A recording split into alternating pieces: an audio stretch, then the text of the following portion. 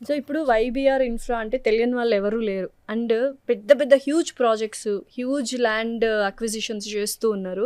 So ఏంటి ఆ projects ఎన్ని చేశారు, ఎన్ని సక్సెస్ఫుల్గా అయ్యాయి, ఇప్పుడు ఆన్ గోయింగ్ ప్రాజెక్ట్స్ ఎన్ని ఉన్నాయి?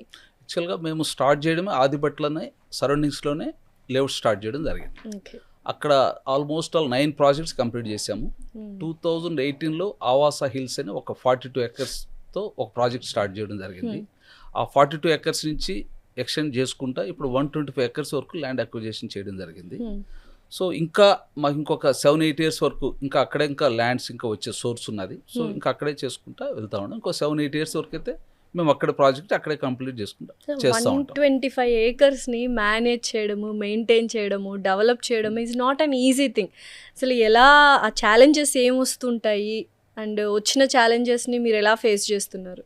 ఇక్కడ ఏం లేదండి, జనరల్గా ఇప్పుడు రియల్ ఎస్టేట్ అంటే ఎట్లుంటుందంటే ల్యాండ్ ఓనర్ ఒకరు ఉంటారు, ఇన్వెస్టర్ ఒకరు ఉంటారు, తర్వాత మార్కెటింగ్ వాళ్ళు ఇంకొకరు, డెవలపర్స్ ఉంటారు, మార్కెటింగ్ చేసేవాళ్ళు ఉంటారు, ఇన్ని స్టెప్స్ ఉంటాయి.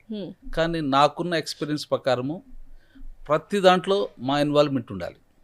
ఓకే. ప్రతి దాంట్లో ల్యాండ్ అక్విజిషన్ మేమే చేస్తాము, అప్రూవల్స్ మేమే తెస్తాము, డెవలప్మెంట్స్ మేమే చేస్తాము, సేల్స్ కూడా మేజర్ పార్ట్ మాదే ఉంటుంది. ఓకే. అంటే కస్టమర్స్ వచ్చిన సింగిల్ కాంటాక్ట్ అంతే.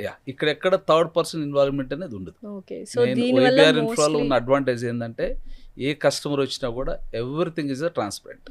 So land entire land company పేరు రిజిస్ట్రేషన్ ఉంటుంది, అన్ని అప్రూవల్స్ ఉంటాయి.